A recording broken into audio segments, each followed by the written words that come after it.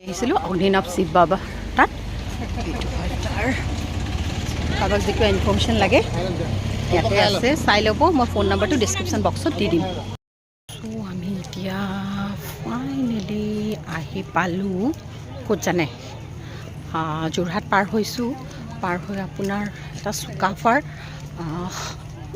কিবা মিউজিয়াম এটা আছে চ' চুকাফাৰ সেই মিউজিয়ামটোত সোমাইছোঁ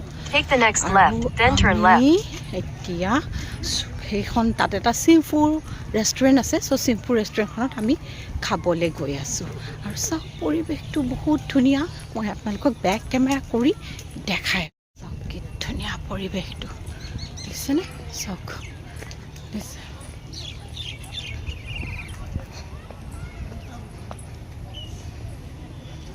সৰু পুখুৰী আছে